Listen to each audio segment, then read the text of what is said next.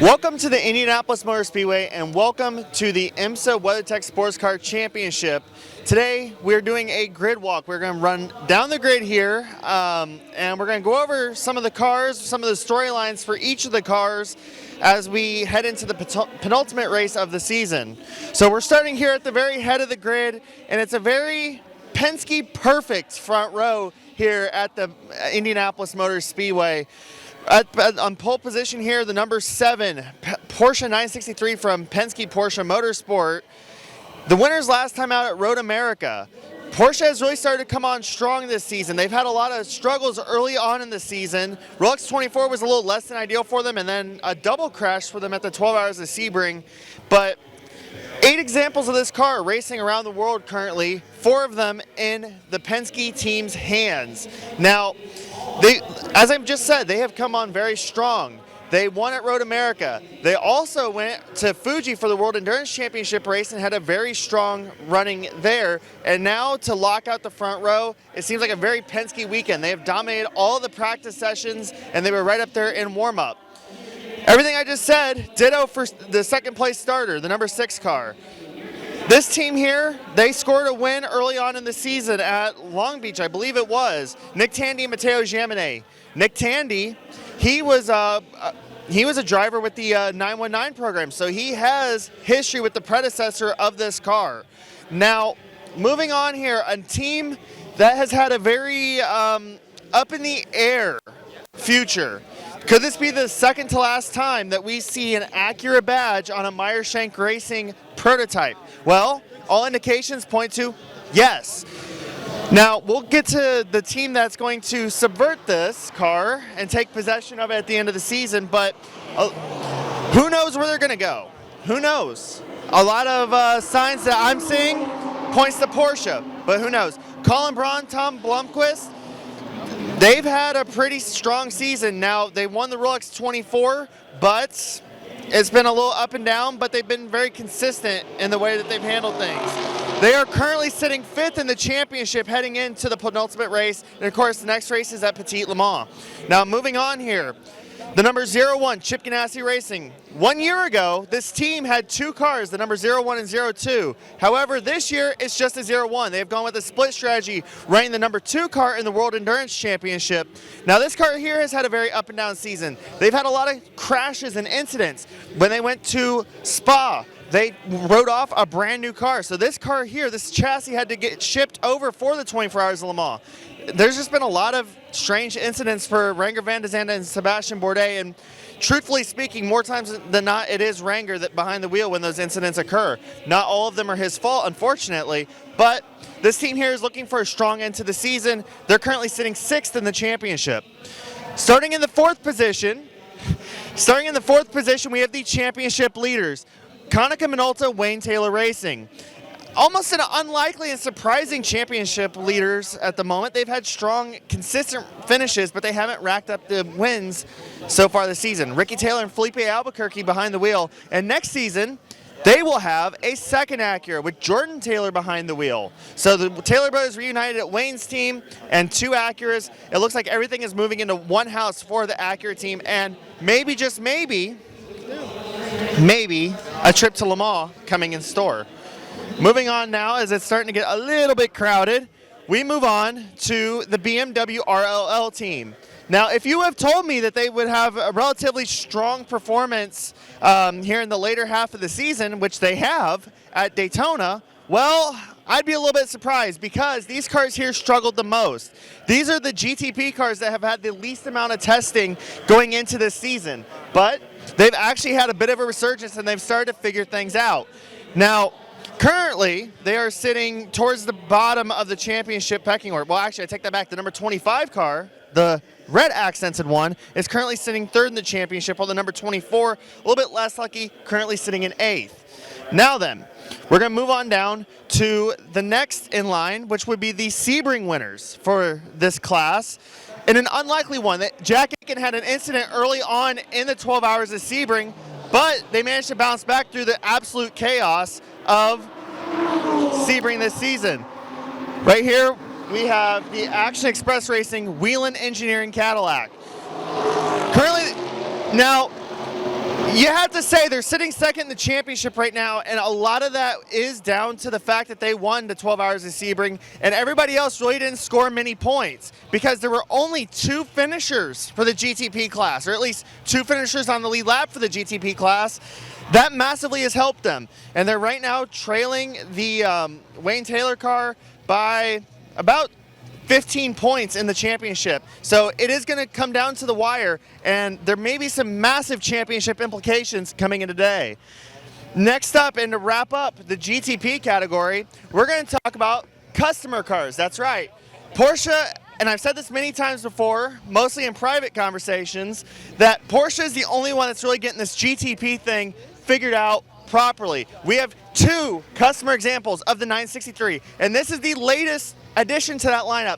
This is the Proton Competition WeatherTech Racing Porsche. Now, Proton Competition has been a long-time runner of GT Porsche race cars. However, they have made this step up in a big way. They're doing a dual program. 1 car in the World Endurance Championship, also in WeatherTech colors, but also 1 car here in IMSA. Now, this car here, it started its life as a World Endurance Championship car. This car here raced at the 6 Hours of Monza, which is the WEC race right after Le Mans. Now, see these guys over here? They are tired right now because it was just 1 week ago that they competed at Fuji. So these guys here have had a very, very long time flying halfway across the world and working on, 2 cars. But all in all, they've had some fun times, I'm sure. There's some stories to come out of this. Maybe a plane ride from hell, who knows. Next up, JDC Miller Motorsports. Mike Rockenfeller and I do not know how to pronounce that first name, but Vanderhelp. So these guys here debuted their 963 a lot earlier, and actually I forgot to mention the Proton team, they debuted at the last round at Road America. Now these guys debuted at Laguna Seca with their customer 963, and they were the first customer of the 963 to take possession of their car. And they haven't had the results that they've been looking for this season. It's been a little bit of a rough go for this team. However, they're hoping to step it up in the last couple of races, especially going to Petit Le Mans where anything can happen. We've learned with the top class here in IMSA, every single one of these cars can win at any given time because the competition level is so close. Now, again, this team here, they're having to learn a lot of new stuff. They raced with Cadillacs previously, and then they also raced in Prototype Challenge to begin the year until they took possession of this car. Or not Prototype Challenge, LMP3. Same thing, though.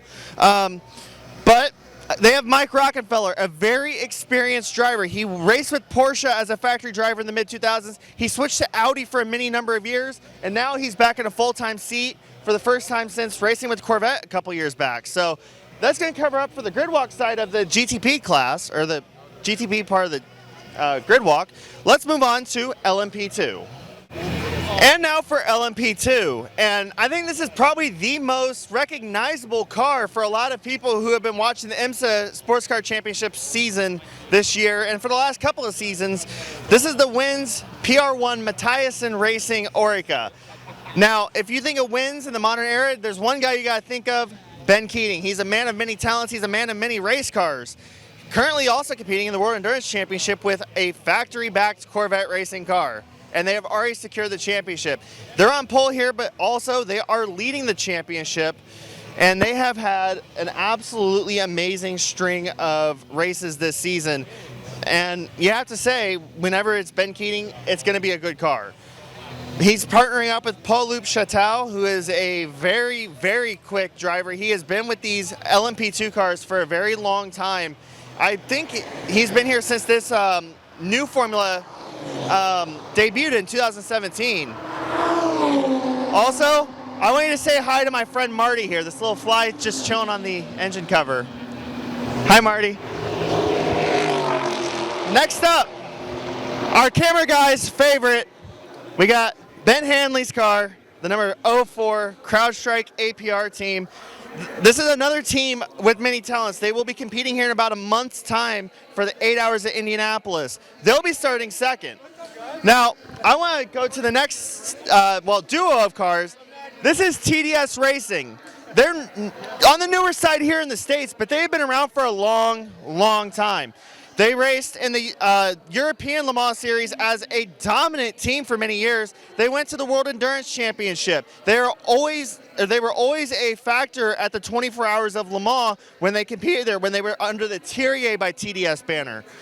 And so far, their run in IMSA has been very good. Now, the two cars, they're very identical to each other, but they are inverse, which I do appreciate. And I'll tell you what, this team has to be a favorite any time you see them on a track because they have these cars figured out. They were a launch customer back in the day for the Ligier JSP2 when it debuted way back in 2014, and they almost won the race with it. Next up, a car that had a lot of IndyCar attention to it going into the season. This is the Tower Motorsports Oreca. It's going to be starting in the 5th position in LMP2. Now, this is the car that Joseph Newgarden and Scott McLaughlin raced at the Rolex 24, and this is the car that, not Marcus Armstrong, I'm thinking of the other guy, but Scott McLaughlin, for you IndyCar fans, took the victory in the 12 Hours of Sebringen. Luis Delatraz, a guy who I believe is going to be bound for GTP next year, is one of the pilots of the car. Very quick driver. He raced for Rebellion Racing in the World Endurance Championship. It just shows you that even though LMP2 is not the top class, the driver talent in this class is stacked, and it is an impressive amount of talent that they do have in this class. Moving on next, Era Motorsports. They have had an up and down season. It hasn't exactly gone their way. Currently, right now, they're sitting 6th in the standings out of 9 cars. But again, LMP2, it is a mostly spec class.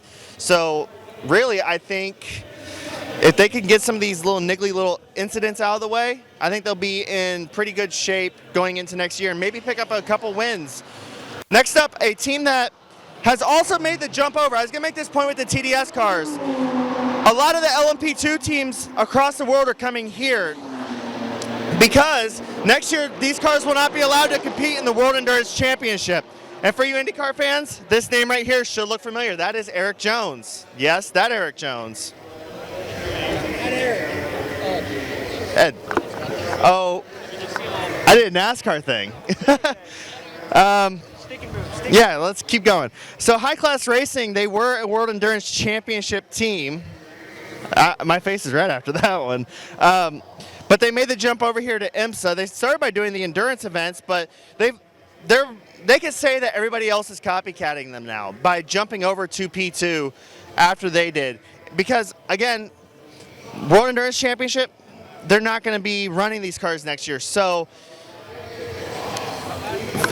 IMSA is going to be the premier series for these cars, and I mean this grid size is going to double next year, which is going to be very good for this class because it's always competitive. At the Rolex 24, we saw a side-by-side finish, and it was phenomenal. And the racing for this class keeps getting better every single year. Now we're going to pretend and party like it's 2024 already, and we're going to skip the next class. They let you walk around before the race. And now for the GT side of things. And, well, this is BMW #1. They're starting P1 in the overall GT class and in the GTD class. And they're also #1 in the championship right now. So this number is very fitting for the Paul Miller Racing BMW squad. They've had a very strong season. They've had a strong 2 seasons. They've made the most out of this brand new M4 GT3. And let's be real with this. They have been the most effective BMW team across the world, really, and they continue to impress. Here in the IMSA Championship, I mean, for them, it's a good time to be a fan of this car, for sure.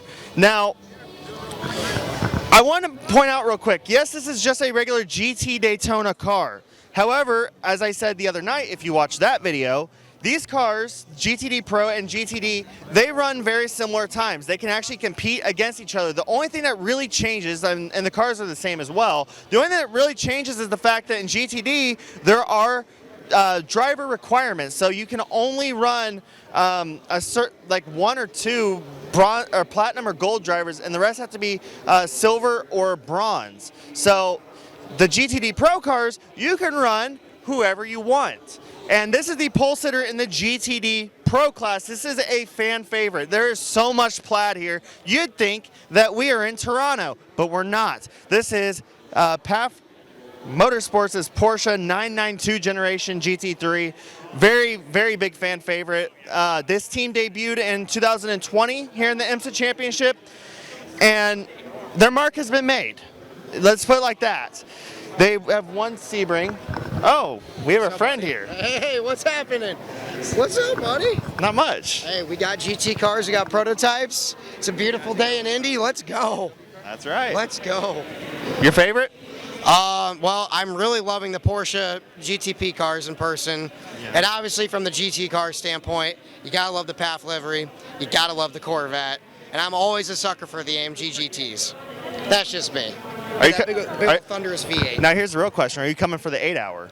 I will be here on that Friday. You got to go to the 8-hour. It is one of the most underrated, underappreciated events at the Indianapolis Motor Speedway. There's a very small crowd. The weather's gorgeous. The open paddock. It's fantastic. And it ends at Dark. It's in the dark, baby. night. We're just burdened up on the grid here. Let's go. Let's go. Let's go. All right. So anyways, Klaus Backler, Patrick Pilet in this car, in this brand new 992 generation Porsche, both factory Porsche drivers. Moving on, he's not in the car anymore. This is Cooper McNeil's car, or it was. They won the Rolex 24, Jules Gounon and Daniel Hunkadea, both Mercedes factory drivers. They're starting third in the overall GT and second in GTD Pro. A team, again, I mean, WeatherTech and the McNeil family, obviously they have a big commitment because we're here covering the IMSA WeatherTech Sportscar Championship. And my God, do they enter so many cars. And they've taken it to the World Endurance Championship now, too, with Proton. And I don't know, it's just a beautiful car. It's great to see Mercedes represented here in GTD Pro. Moving on to another crowd favorite car and one of the oldest cars out here. This is the Lexus RCF GT3, Aim Vassar Sullivan. It won't be hard to see him, folks, because the car is neon. Oh yeah, I forgot. They're gone now. It's just Vassar Sullivan. I've said it it was Aim Vassar Sullivan for so long, but now it's just Vassar Sullivan. We'll try to sneak our way around here, but there will be two of these. The red accented one on the mirrors, end plates, and all that, that's going to be the 14 car, the GTD Pro. The 12 car is in just GTD. Now, this car here, another familiar name to you IndyCar folks, Jack Hawksworth is in this car. Now, former McLaren factory driver Ben Barnicoat is over in this car as well. So, a very, very good lineup for the number 14 car. And we'll move on to the next one. Aston Martin Racing, yes, they're still represented. They're still here. Heart of Racing, the number 23 car. There are two of these as well, one in GTD Pro, one in GTD. This one here, Alex Riberas and Ross Gunn piloting. Well, oh, by the way, I want to point out the Turner box, their pit sign, tacos. You got the shot? All right, but it's great to see Aston Martin represented in both classes as well. Mercedes powered Aston Martin. First time that we have seen Aston Martin not powered by an Aston Martin engine. Now then, for those of you that know me, you know my favorite number. You also know that I'm a sucker for a Petronas livery, even though I'm not a Mercedes F1 fan. We're looking at the number 32, the Kirchhoff Motorsports Mercedes AMG GT3 Evo. Beautiful livery. Obviously, it's going to strike a chord with you Mercedes F1 fans. Mikkel Greiner, Mike Skeen aboard this car. And I'll tell you what, this team, great qualifying performance from them. They've had a lot of potential. They haven't had the results to show the potential that this car, this team is capable of, but if they can just keep it together in this race, they should be destined for a good result in GTD. Oh. Oops.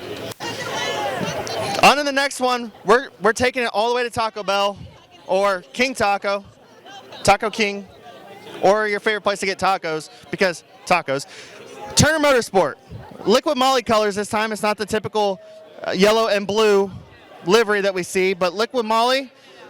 longtime sponsor of this car with this BMW team. They're the other major BMW team here in IMSA. They also run an SRO. I'm anticipating seeing them at the Indy 8-hour here in a couple weeks' time. But obviously, Robbie Foley, one of the drivers, who is right behind me. Fantastic looking car. I love any livery that Turner brings. Next up, we're taking it back to GTD Pro. And obviously, a fan favorite anywhere you go. This is the only time we'll be able to see the C8R GTE here in this class. This is the number 3 Corvette Racing C8R. Very beautiful race car. Next year, brand new car. GT3 base next year, not a retrofitted GTE specification car, the only GTE specification car. The penultimate race for Jordan Taylor as a Corvette factory driver after quite a few years with the Corvette racing team. Tommy Milner, longtime driver, and Antonio Garcia. That's the endurance lineup for Petit, obviously, but this team here currently sitting second in the points standings, and they're looking to end this car's life on top with a P1 flashing on that little number panel on the side. Moving on to the next car, the only Lamborghini Huracan GT3 on the grid. This is the Evo 2. Looks very similar to the Super Trofeo, but Misha Goiksberg and Marco Spinelli in this car, the number 78. Very, very familiar sponsor here on the side. It's just weird not seeing a little bit of papaya on there. Actually, a little bit refreshing not to see a little bit of papaya on there. But the only Lamborghini here on the grid. Next up, Windward Racing, another Mercedes GT3. This team here came into the championship with a bang, winning their first Rolex 24. Russell Ward, Philip Ellis on board this car. This team here had a great night last night. Their GT4 entry taking the GS class honors in the Michelin Pilot Challenge, and they're hoping to do the double today, though starting a little bit deeper than I'm sure that they'd like with this Mercedes. On to the next car. If you're getting deja vu of watching this video back a couple minutes ago, well, I don't blame you, but this is the number 27 Heart of Racing Aston Martin entry. Again, identical. Marco Sorensen and Roman DeAngelis aboard this car.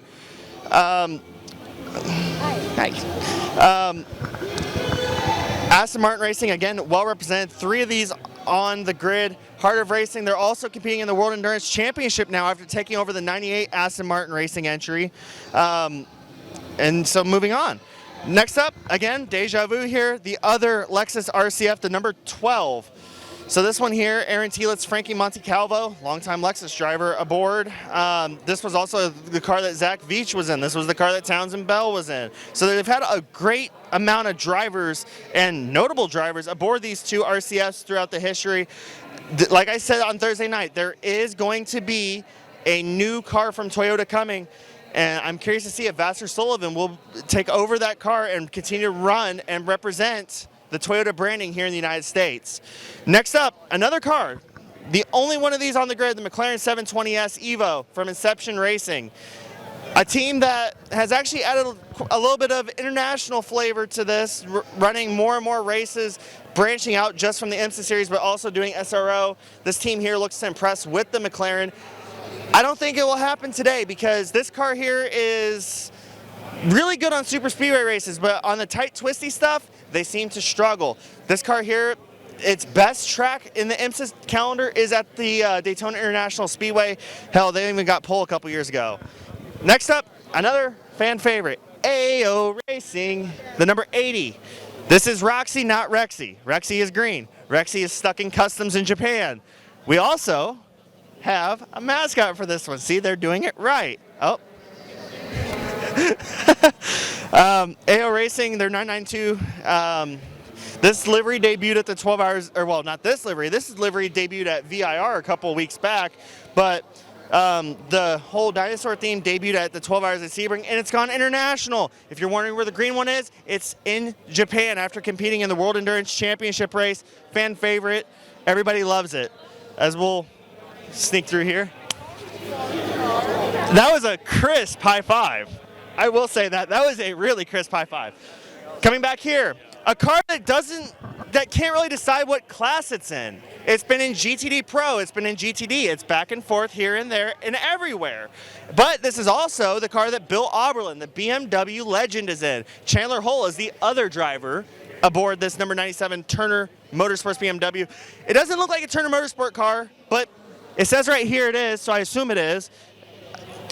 But this car here, it will be back in red accents next time we see it at Michelin Raceway Road Atlanta, because on the endurance races it's doing GTD Pro. Here on the sprint races, just GTD. What if I were to tell you that Wayne Taylor Racing is in the GTD class as well? Well, they are. This is the number 93. This is the Acura NSX GT3 Evo 2. This car here debuted in 2017, but has been successfully campaigned in SRO competition for a couple seasons, and they did make the jump over. Last year, and now this is under the Racer's Edge Motorsports banner, but it's heavily Wayne Taylor Racing involved. They were in GTD Pro last season. They moved over to GTD this year, and they're competing full schedule. And again, it just shows the Acura is still competitive. Now, after watching the last couple of years for the Indy 8 Hour, the Acura Honda NSXs are not really competitive here. It's just not a track that suits these cars. Actually, come to think of it, the amount of tracks that does suit these cars seems to be shrinking by the year. But I'm curious though. They are a little bit deeper on the grid, both of them are, but curious to see what they can do. Moving on here, Wright Motorsports, a very well-known Porsche team. Different colors this year. They're not in the typical number 16 that they usually are, not in that blue livery. They've had a relatively forgettable year. It's been a difficult one for the Wright Motorsports crew, but it's hard to miss because it's very, very bright. Camera, how bright is it? Very. Yeah. Next up, another team that can't decide what class they want to be in. This is the Andretti Autosport number 94. Yes, Andretti Autosport is here. They have an Aston Martin. In SRO, they have a Ferrari. But this is Jarrett Andretti and Gabby Chavez. Obviously, the Andretti name. Gabby Chavez for the IndyCar name. So they've been kind of back and forth between LMP3 for the endurance races, but they're in GTD for the sprint races, running the Aston Martin. Now this team here has had a little bit of an interesting week. They popped a motor in practice 1 on Friday, and they had to change that out, obviously, and they also burned up a door, which is never good. Of course, that might be because the exhaust is actually in front of the door, but they are looking to kind of bounce back, kind of have a good running today. They haven't had exactly the most solid of seasons. Next up, Gradient Racing here in GTD, a team that has been in and out. They've had some good results, they've had some mixed results. This car here has had a little bit of a rough season. It had its entire nose taken off at the 12 Hours of Sebring. It definitely shows the battle scars on board, but JG Wentworth aboard. This one here, Catherine Legg aboard, Sheena Monk. Obviously, a lot of you IndyCar fans know Catherine Legg. Her second race of the year here at the Indianapolis Motor Speedway. Let's hope it goes better than the first. Next up, Riley Motorsports. They got a 3-pronged attack here. They got 2 of these GTD GTD Porsches. They also have an LMP3 car that crashed here on, I believe that was yesterday, wasn't it? Yeah. This here with the Buddha livery on board. The other car, Now they got very Porsche numbers, 91 and 92, but the Buddha car has been here all season. It's had a little bit of a rough go of it as well. They haven't had the ultimate pace this year. Of course, the Porsche 992 generation really has struggled in its first season, but Porsche's going to do Porsche things, and this car is going to be absolutely dominant next year. I just have a feeling about that because they always seem to be.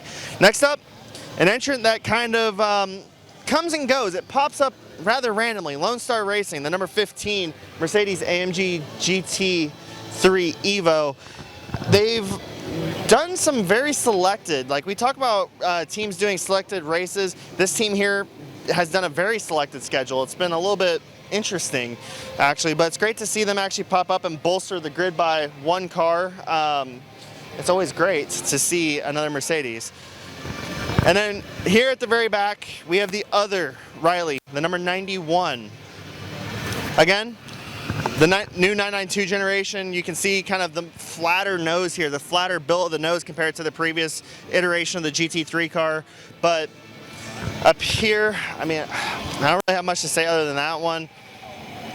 Again, just like the sister number 92, they just haven't had the season they wanted. And of course, we got Riley Motorsports, a very storied sports car team.